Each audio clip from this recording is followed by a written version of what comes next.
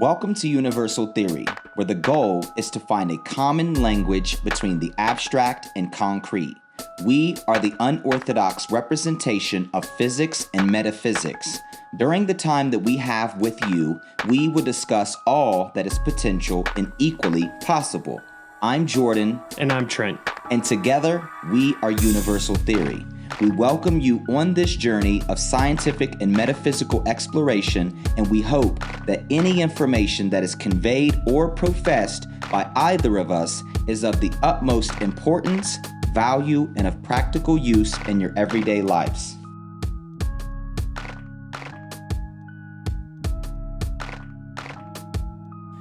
What's up, everybody? Welcome to Universal Theory.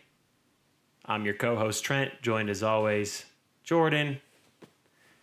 How are you doing out there? Let us know in the comments below. You see how I did that? Mm-hmm. Yeah. Season 1, Episode 2, Mentalism. It's just going to get crazier from here, folks. Prepare yourselves. Last episode was Circle in the Dot. That was a good one. Mm-hmm. We had a fun time. Now we're going to tie mentalism into Circle in the Dot. And we might as well just, well, you know what? How are you doing? I'm doing good. Doing good? Mm-hmm. Yeah, same here. I'm feeling good vibes, feeling good throughout my body. Working really hard, but feeling good. Yeah, so, mentalism. The all is mind, the universe is mental. And that is the principle. If you've been reading along in the Kybalion, that's what you would have just read. There's a few chapters, right? It's kind of broken up in the Kybalion, but you would have read those subsequent chapters leading up to mentalism, hopefully. And pertaining to the circle and the dot, we have a kind of paradoxical, not really conundrum, but mentalism is how we're going to start to understand the circle and the dot and vice versa for this episode. So looking at the circle and the dot with mentalism in mind, we could start to paint pictures. And if you think of that circle as the expanding edge of the universe, then you might be comfortable to say that center dot is Earth, right? But what is so profound about what's actually happening and from the measurements that we've taken is that that's not the case. It is the case, and it's not the case. So let me explain that. The reason why I say that is if we were on Mars, now that would be the center because it has to do with where you're observing it from. The universe is constantly expanding, but we're not constantly getting farther apart, right? So it's the space-time itself is expanding underneath the molecules that are holding us together. So that's how this expansion is happening. And that's why it's relative to where you're observing it from. Because where you're at is the starting point from where, if you're taking a measurement, and then let's say an hour later, you measure the space around you again, and now it's all expanded away from you. But because it's all expanding uniformly, then no matter where you're at in space, it's all expanding uniformly away from you. So now you're the center. And that's pretty profound. And that's what science shows us. Science shows us that wherever we are is the center of the universe. So, and going back to the circle and the dot, right? That's the dot. But then, like I just said, if we're on Mars, we're right next to that dot. Well, now that's the center. And if we move over to Pluto, now that's the center. And if we move to a different galaxy, now that's the center. So all of the dots within the circle, anywhere you could put a dot, is technically the center if you think about the circle as the ever-expanding universe, mind blown. You're welcome. Let me know in the comments down below if you understood what I just said, because if you didn't listen to it a couple more times, then I'll have a paper and maybe a couple other video sources that could help you understand what I was talking about, because I know that it's hard to visualize. But that's the absolute facts there. And then how it relates to the circumpunct, or the circle and the dot. In the center of the circle, you have this dot, but you can draw an infinite amount of lines from this circle to the circumference. So now you have an infinite amount of lines from an infinite amount of angles, all drawn from a central point. And we showed that in one of our posts. Exactly. And so now imagine that there's a dot, an infinite amount of dots on each one of these lines. Right. On these infinite lines. Yep. Like a string of beads. And then imagine that this circumference of the circle is not actually limited.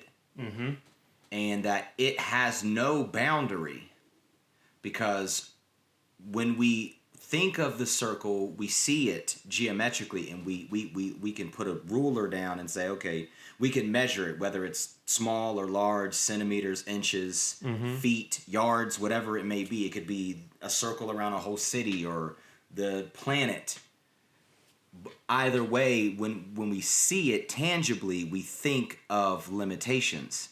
But we're not thinking that how the ancients looked at it, or even in math, how we would look at it. We're thinking about how visually it looks to us. Yeah. What does it mean to you when you look at it? What is it representing? And we're saying, hey, maybe change what you think when you see that circle, when you're using it as a tool, right? Yep, exactly. So imagine that it has no boundary. And I know that can be hard, because most of the time, if you ask somebody what infinity is, or can you describe it to me, they're going to describe it as having a boundary, which is contradictory to the nature or the definition of infinity, without limits. But it's easy for us to imagine that because we see things expanding. So if we constantly see things expanding, then we assume that infinity is expanding, but then that would contradict the nature of it, because that means that it's adding to itself, or it's growing within something that might be infinite. And if that thing's not infinite, then whatever that thing exists in is now infinite. So we can't imagine it in that way. We have to more imagine that from an infinite boundless extremity, it's contracting to you as the center. And like Trent said, wherever you are is the center. So imagine that this infinite contraction to each one of these beads on each one of these infinite strings, that's where the center is. So within that, each bead on each infinite string is an infinity. Yep. And then all of these infinities, hypothetically exist in a singular infinity. Now, someone in the comments might say, well, isn't that infinity then become one of those beads? It's like, yes, that's exactly the point. And there are different infinities, but they are all infinity. You can think of one, right? One is made up of an infinite amount of numbers if you start using decimals. But then one itself is a component of another infinite number, the countable numbers, right? So we do have these different infinities in math. So basically all Jordan is saying is there are different infinities that are happening, and it is perspective, but there is an all-encompassing infinity, and that would be the circle. And that's exactly what the ancients understood. So the conundrum here is, how do we keep this knowledge in mind and still only focus on our version of infinity? Right. Because I see that in the conscious community, I see people like in science, they're just like, hey, it's there. I'm not worried about it until we can get there and measure it. Yeah. But in the metaphysical community, it's more like, oh, there's infinite infinities. And now all of a sudden, you have a large population of people who want to be from these infinities. Yeah. You know, I'm from this galaxy, or I'm from this universe, I'm from this multiverse, I'm a multi-dimensional being. It's like, but we're here. Right. And those things are for people that have the capacity to not just comprehend it on a minute scale from an intellectual standpoint, but to understand it from the standpoint of embodying it and living it and becoming aware of your oneness with it, and then still being practical here on this planet that you're on, because this is where the work is done. So the ancients, they knew that. They had the power to encompass all of these attributes of the infinite infinities and still coexist with their comrades on the planet Earth, and engage and show people how to ascend initiatically through these different levels of perception and being. So another thing I would like for Trent to discuss is, you brought up one, and we've talked about one mathematically, and how, you know, going from 0 to 1, and which is impossible, right? And then going from 1 to 0. And so normally the average person would say, well, all you do is subtract 1 to get to 0. Or add 1 to get from 0 to 1. Stupid. Well, yeah, so technically if we have nothing, so then we can't add to it because we have nothing. Nothing is the absence of something. But 0 in math generally just represents a placeholder for something, not that it is nothing. So there's a little bit of nuance there, right? And we can see that even when we get down to the smallest fabric of space, that there is still something, right? We have quantum fluctuations. So we really don't ever see nothing. So to try to mathematically go from something to nothing, energy is conserved. We know that's a law. So as far as physically, that could never happen. And using that same law, if there's nothing, you can't create energy to have something, right? So we do have the appearance of nothing inside of our universe, right? It's like relative, right? It's not an absolute nothing, but for example, the eyes need, I think, 9 photons in order to see. So we perceive darkness, but really there isn't any darkness. There's photons beaming around. Our eyes just can't perceive a single photon. There needs to be so many. At night, the sky would be lit up. It would never be dark if we could perceive photons, singular photons. So it's the appearance of nothing, but actually there is something because of that conservation law. And kind of, you know, the all is mind, the universe is mental. These are the kind of topics that you're going to get into, right? These kind of more profound, because now we're no longer constricted to just talking about a symbol and where it's at in time, in culture. Now we're talking about an idea, mentalism, us, right? We are the embodiment of the all is mind, the universe is mental, because our entire body and faculties they are a product of the mind. We grew these fingers, we have these senses, right? We can see, we can smell. That's all in order to take information in. That's all. It's all just retrieving data. It's all just observing ourselves, right? We're just watching the show unfold. The mind created this for us.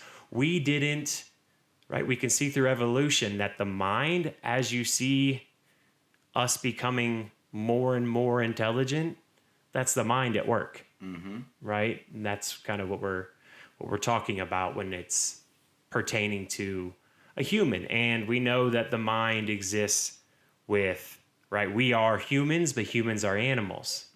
So if you say, well, only humans have mind, then you're saying animals have mind. I don't think you can make that distinction. And then, okay, well, animals have mind, but do plants?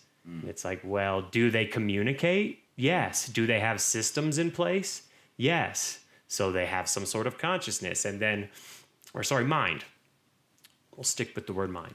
And then when we get down to atoms, do they have some sort of consciousness? And we talked about how, yes, crystals react certain ways. And on top of that, atoms bond. Hydrogen likes to bond with oxygen, right? That's just one way that they bond. And we can say, oh, well, they have to do that.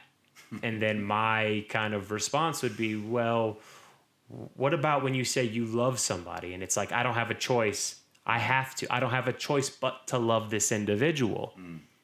Sounds kind of the same predicament that the hydrogen molecule's in. So, and someone might even try to disagree and say, well, I have a choice. The atom doesn't.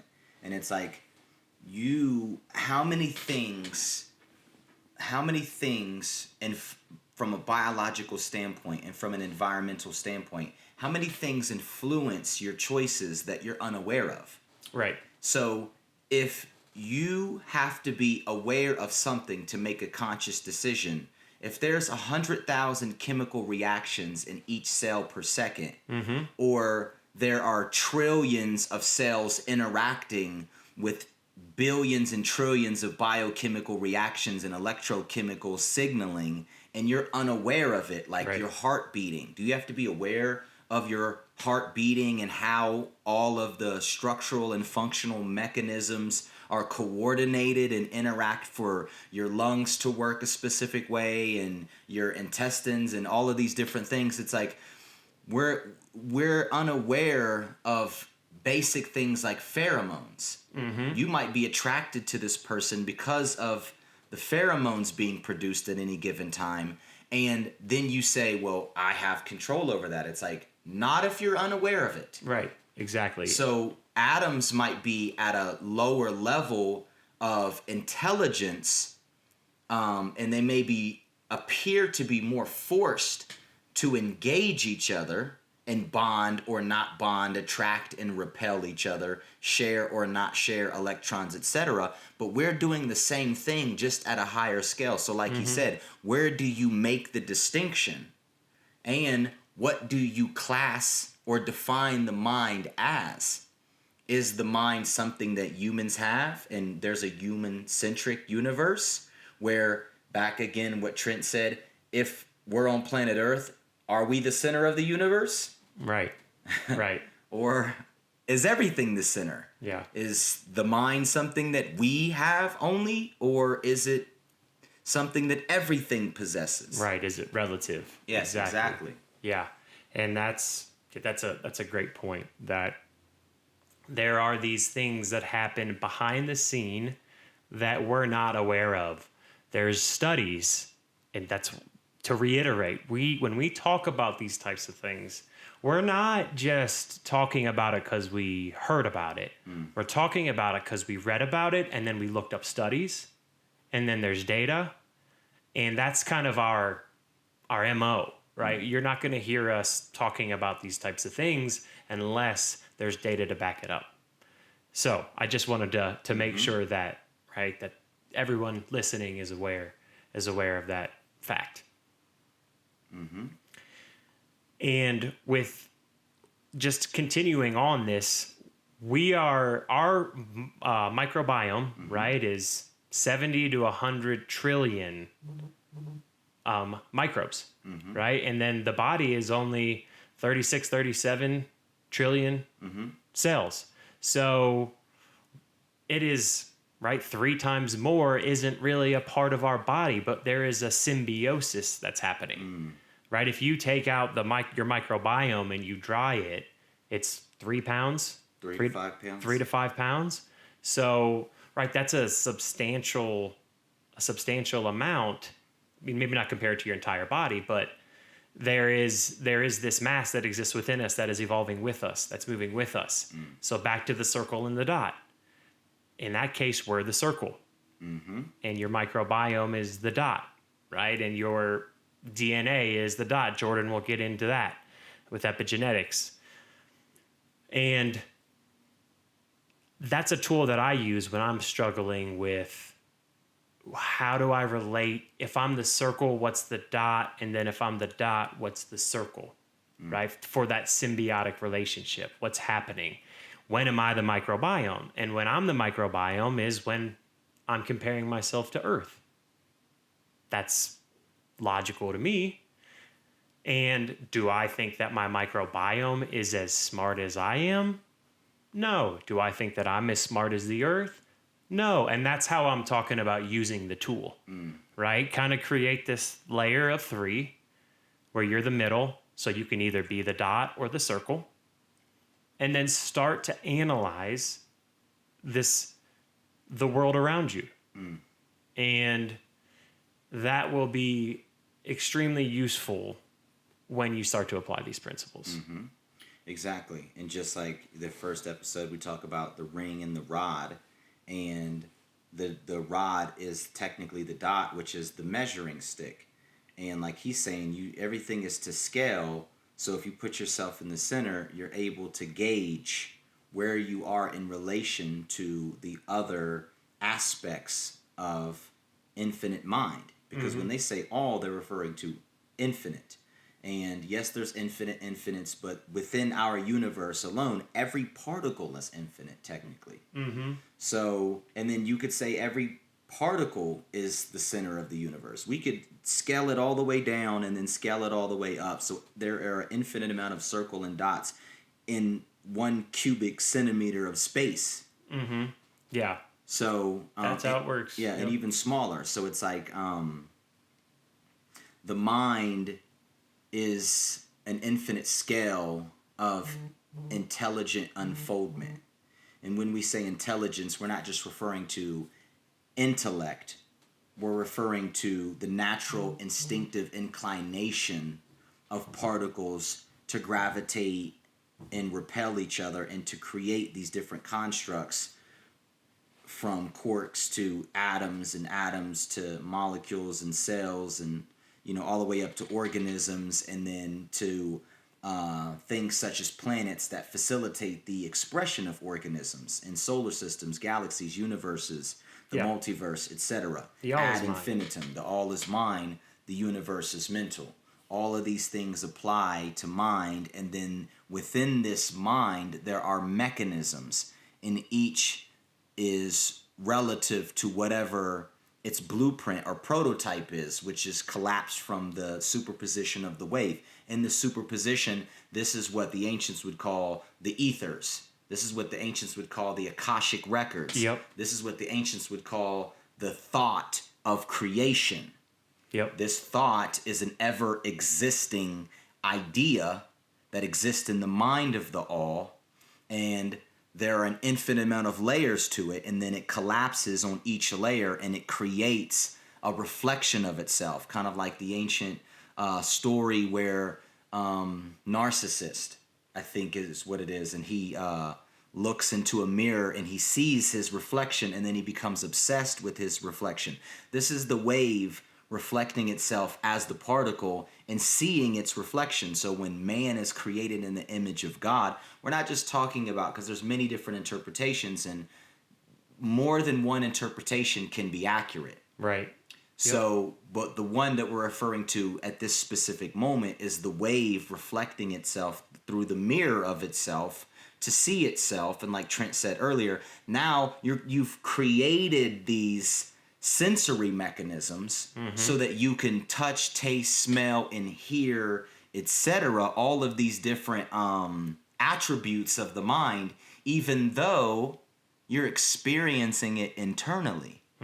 Because the all is mind, the universe is mental. So your mind and your mentality, your mind and your universe exist internally. So everything that we experience is happening internally, just like he referenced the microbiome. This is something that we are the caretakers of, and when we assist our microbes and control certain density levels of populations, that determines whether or not we're healthy or disease-ridden. Yeah, exactly. And as well as how we react to our environment, right? If we're going to be stressed. So, or if we're going to allow our environment to be a comfort. So that can be, right, you're releasing cortisol versus possibly dopamine or serotonin. So, yeah, the all is mind, the universe is mental. And then when you get down to a subatomic level, it gets, strange again. And that's kind of what we're here to guide you through, the strangeness of it all. So an electron, when we don't observe it, it's in a superposition, right? There's some possibilities that it could be. And now what science is saying is when that electron is observed, it has a decoherence with its superposition. And the way to think about that is when you're driving in a car and let's say you're going 40 miles an hour and then the light turns yellow and you slam on your brakes, that is releasing energy, right? That energy is no longer a part of your motion. It's now been released out into the world as heat. And that's kind of what's happening to the superposition is like your motion. And then when you hit the brakes, it's like observing. And now you see that electron, so it has decohered from that superposition. But it's still, right, there's still that superposition happening in order for other universes, right? That's what's happening in the other universes are those other probabilities. They don't just go away.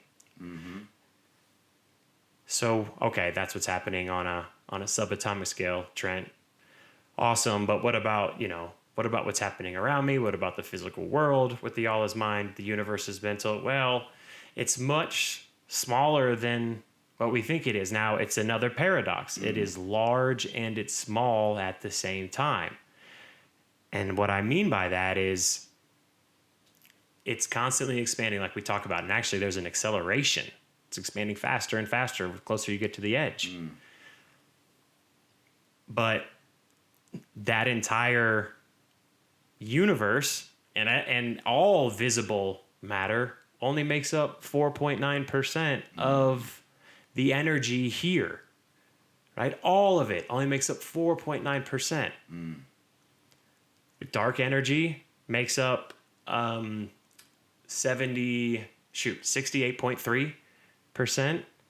And we know that because of that expansion. We know, okay, it's not expanding at a constant rate, it's accelerating. And that's how, and they're like, why? Well, because of dark energy. They're not 100% sure, but it's because of a side effect of what we've measured.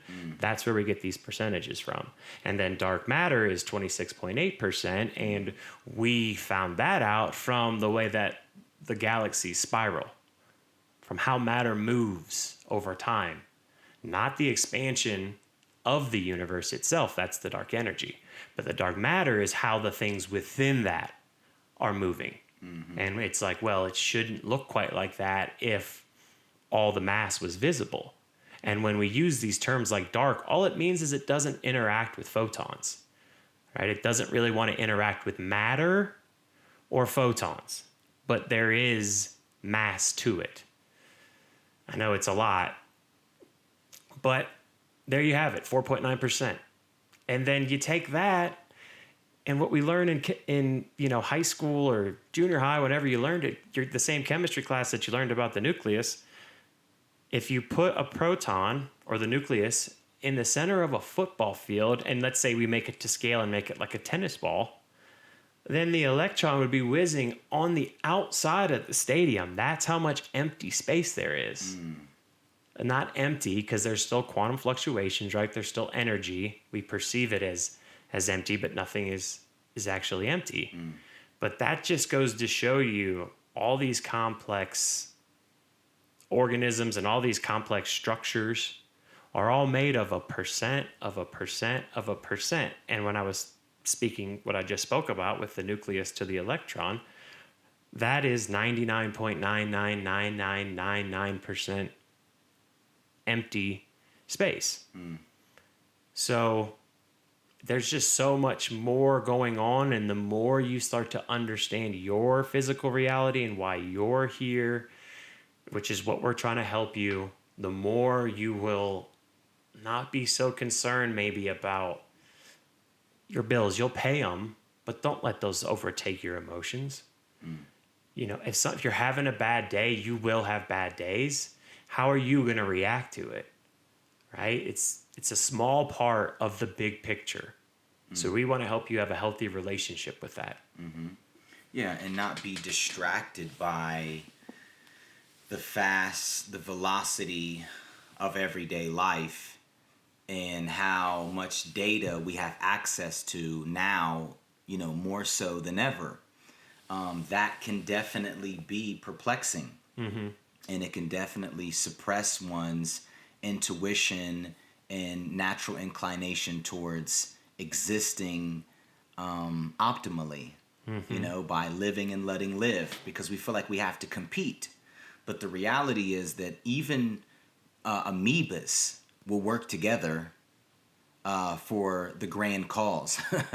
I mean, trees do it as well. Like, trees recognize kinship, like we talked about, plant intelligence, plants having mind, but they also will share nutrients with plants that are not of the same species. And they will assist them in their growth and development because they know that it's not just about cooperation. Because if one tree it's not just about competition. If one tree is competing with another species of tree, for example, and then it is bigger and it gets more sunlight and more rain and the root system is larger, etc., so it's getting more nutrients.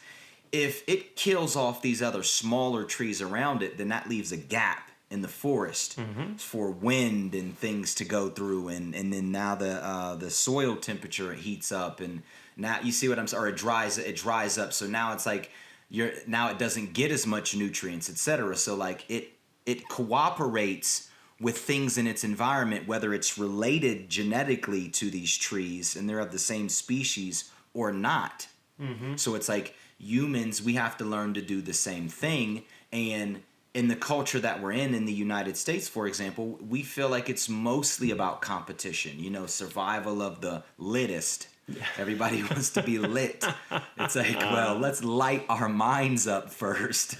Yeah. With the fuel of the spirit, and let's tap into the grid, and let's become aware of our connectivity and our oneness and that singularity of consciousness, and let's remove the psychological and emotional baggage from cerebral programming from society and the culture, unless of course it assists you, optimally in your growth and development towards being a more refined human, and living and letting live, and converting the ego, because that's one of the the big notions today is the ego, it's so evil. It's like, if the ego does exist in theory, then it has a polarity.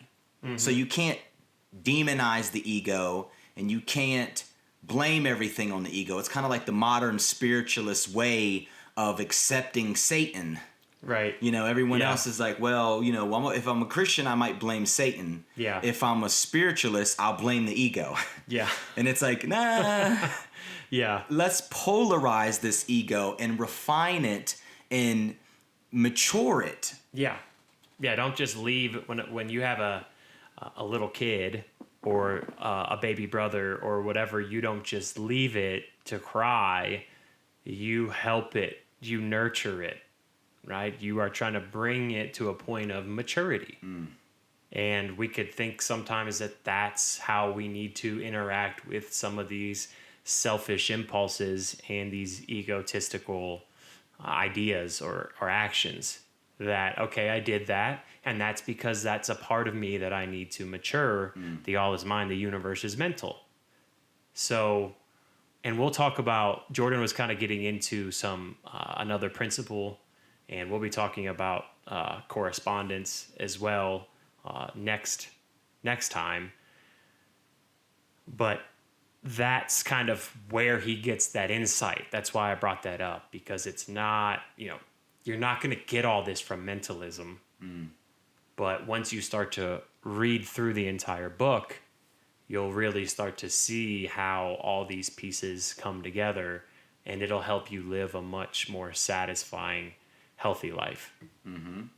Yeah, and one thing that, if I could leave the listener with anything, I would say that when you when you're reading this text and you're studying mentalism and then you're studying the other principles, you have to realize that when they say the all is mind, the universe is mental, they're not just referring to mentalism, because all of the other principles, it's kind of like a diamond or a crystal, and you have light shining through it. The light of the circle is the mind is the circle, and it is the light, but the prism that it shines through is the principles. Mm-hmm. So mentalism and polarity, vibration, correspondence, rhythm, cause and effect, gender, etc., all of these principles are the same principle. Yeah, and that's something we'll definitely, we will talk about probably as a after. I mean, we can touch on it obviously, but that's definitely a whole episode worth of. Oh yeah.